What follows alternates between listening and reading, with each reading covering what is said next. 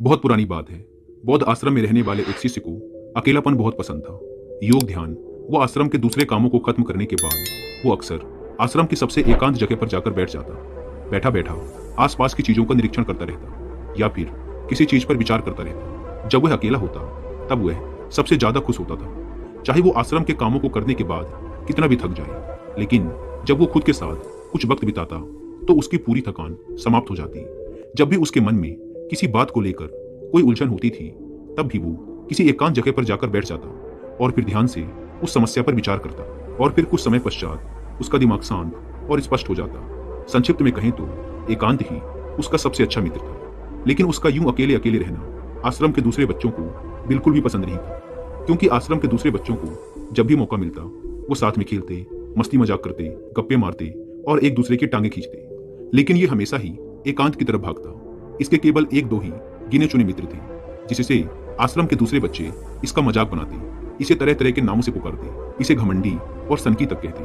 हालांकि यह दूसरे बच्चों की बातों पर ज्यादा ध्यान नहीं देता, लेकिन फिर भी कभी कभी दूसरे बच्चों की बातों और हरकतों से इसको दुख पहुंचता। एक दिन ऐसे ही दुखी मन से वह अपने गुरु के पास पहुंचा और गुरु को सारी बात बताई कि उसे अपने एकांत में रहने से कितना प्रेम है और दूसरे बच्चे उसकी इस आदत की वजह से उसे कितना परेशान करते हैं। गुरु बहुत ही बड़े आत्मज्ञानी व्यक्ति थे।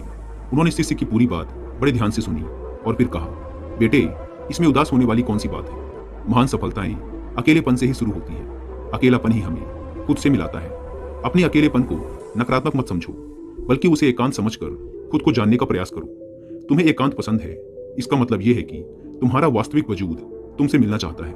इसलिए अपने इस एकांत प्रेम का सम्मान करो। गुरु ने आगे कहा, आज मैं तुम्हें 8 ऐसी खूबियों के बारे में बताता हूँ जो अकेले रहने वाले लोगों में पाई जाती हैं और उन्हें दूसरों से अलग बनाती हैं। गुरु ने कहना शुरू किया, पहली खूबी जो एकांत में रहने वाले लोगों में पाई जाती है वो ये है कि ऐसे लोग दूसरों की तुलना में खुद के प्रति ज्यादा जागरूक होते हैं।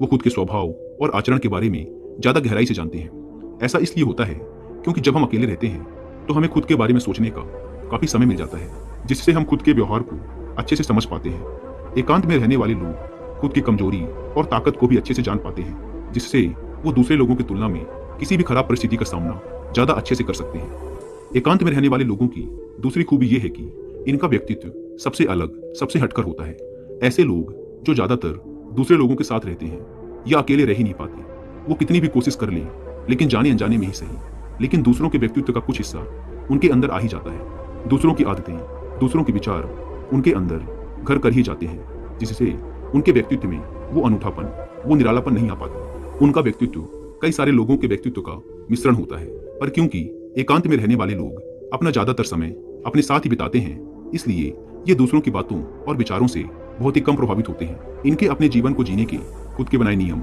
और कायदे होते हैं, जिनका ये पालन करते हैं। ये किसी से भी आसानी से प्रभावित नहीं होते। इसलिए ऐसे लोगों की शख्सियत सबसे हटकर, सबसे अलग होती है।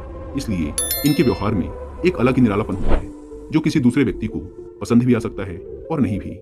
गुरु ने आगे कहा, अकेले रहने वाले लोगों की तीसरी खूबी है कि ये सकारात्मक सोच वाले लोग होते हैं। देखो, जब बहुत से लोग साथ होते हैं तो वहां एक दूसरे से तुलना, जलन, घमंड, लालच जैसे कुविचार अपने आप ही मन में आने लगते हैं और फिर इंसान इन विचारों के बस में आकर उल्टे सीधे काम करने लगता है। हालांकि ऐसा नहीं है कि एकांत में रहने वाले लोगों के मन में ये सब विचार नहीं आते, लेकिन क्योंकि वो अकेले हैं इसलिए दूसरों से तुलना, जलन, घमंड जैसे विचार उनके मन में दूसरों की तुलना में थोड़ा कम आते हैं। साथ ही अकेले रहने की वजह से उन्हें खुद के बारे में सोचने का ज्यादा समय मिल जाता है, जिससे वो अपने नकारात्मक विचारों को पहचान कर उन्हें कम कर सकते हैं, जिसके कारण ऐसे एकांत में रहने वाले लोग ज्यादा सकारात्मक होते हैं। अकेले रहने वाले लोगों की चौथी खासियत कि ये लोग ज्यादा अनुशासित और आत्मनिर्भर होते हैं, क्योंकि अकेले रहने वाले लोगों को अपने ज्यादातर काम खुद ही करने पड़ते हैं, इसलिए ये दूसरों की तुलना में ज्यादा आत्मनिर्भर होते हैं। साथ ही ऐसे लोगों को दूसरों का काम पसंद भी नहीं आता। ये अपना काम खुद करने पर ही भरोसा करते हैं। साथ ही ये लोग कोशिश भी करते हैं कि दूसरों से कम सहायता लेनी पड़े, पर क्योंकि ऐसे लोग आत्मनिर्भर और अपने काम को लेकर स्पष्ट होते हैं, इसलिए ऐसे लोग अनुशासित भी होते हैं। ये अपने समय की कदर करते हैं और दूसरों का भी समय बर्बाद नहीं करते। अकेले होने की वजह से ऐसे लोग एक निश्चित दिनचर्या का पालन करते हैं, जिससे ये लोग ज्यादा व्यवस्थित होते हैं और ये भी इनके अनुशासित होने का एक कारण है। गुरु ने आगे कहा, अकेले रहने वाले लोगों की पांचवी खासियत कि ये लोग किसी भी चीज के बारे में बड़ी ही गहराई से सोच सकते हैं। किसी भी चीज के बारे में बड़ी ही बारीकी से और गहराई में जाकर सोचना अकेले रहने वाले लोगों की सबसे बड़ी खासियत है। इसलिए जितने भी लेखक, कवि और बड़े बड़े काव्यों के रचयिता हुए हैं, उन सभी को एकांत में रहना पसंद था, क्योंकि जब कोई व्यक्ति एकांत में होता है तो वो अपने अंदर की आवाज सुन पाता है।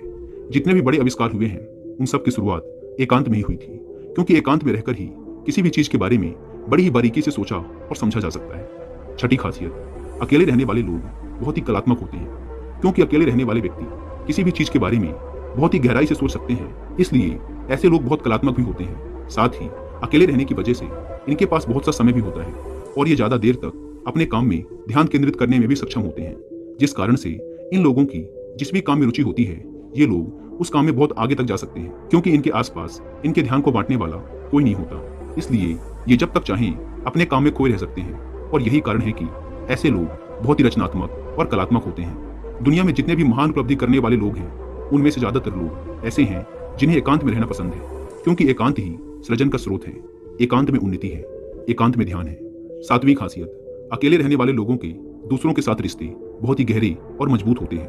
हालांकि अकेले रहने वाले लोग ज्यादा लोगों से अपने संबंध नहीं बनाते, लेकिन ये जितने भी लोगों से संबंध बनाते हैं, सच्चे दिल से बनाते हैं। ऐसे लोगों के बहुत ही कम दोस्त होते हैं, लेकिन जितने भी होते हैं, ये उनसे अपनी दोस्ती पूरी ईमानदारी से निभाने की कोशिश करते हैं। अक्सर लोगों को यह लगता है कि एकांत में रहने वाले लोग बहुत कम बात करते हैं, लेकिन उनसे पूछे जिनसे ये दिल से जुड़े होते हैं कि ये उनसे कितनी बातें करते हैं। ऐसे लोग जिन्हें अपना मान लेते हैं, वो उनके सामने अपने पूरे दिल की बात रख देते हैं। अकेले रहने वाले लोग बहुत ही कम लोगों के साथ संबंध तो रखते हैं, लेकिन जरूरत पड़ने पर वो अपनी तरफ से पूरी मदद करने के लिए भी तैयार रहते हैं। इसलिए इनके रिश्ते कम लोगों से तो होते हैं, लेकिन जिनके भी साथ होते हैं बहुत मजबूत होते हैं। आठवीं खासियत, अकेले रहने वाले लोग मानसिक तौर पर और भावनात्मक रूप से बहुत मजबूत होते हैं, क्योंकि उन्हें पता होता है कि अगर आज कोई समस्या उनके ऊपर आती है तो उन्हें अकेले ही उस समस्या से निपटना पड़ेगा।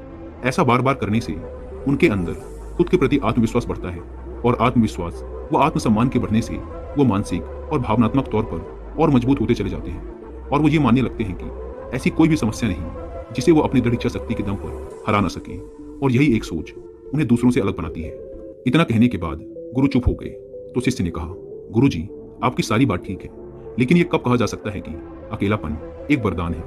यह सुन गुरु ने कहा, अकेलापन हमेशा से ही एक वरदान रहा है, अगर हम उस समस्या को पूरी सकारात्मकता के साथ उपयोग कर पाए तो। क्योंकि जब हम दुनिया के लोगों के साथ होते हैं तब हम भीड़ का हिस्सा होते हैं, लेकिन जब हम अकेले होते हैं तब हम खुद के साथ होते हैं, और जब हम खुद के साथ होते हैं तभी हम अपने समय का सदुपयोग, खुद का आकलन, खुद के शौक सभी पर ध्यान दे सकते हैं, अपनी कमजोरियों पर भी काबू पा सकते हैं, या ऐसा कह सकते हैं कि सच में अच्छाई की राह और इंसानियत की मंजिल भी पा सकते हैं। गुरु के मुंह से ऐसी बातें सुन अब शिष्य के मन में अपने एकांत में रहने की आदत को लेकर कोई मलाल, कोई संशय नहीं रहा, बल्कि उसे तो अपनी इस आदत पर गर्व महसूस हो रहा था। इस जानकारी के लिए उसने गुरु को धन्यवाद किया और वहां से चला गया।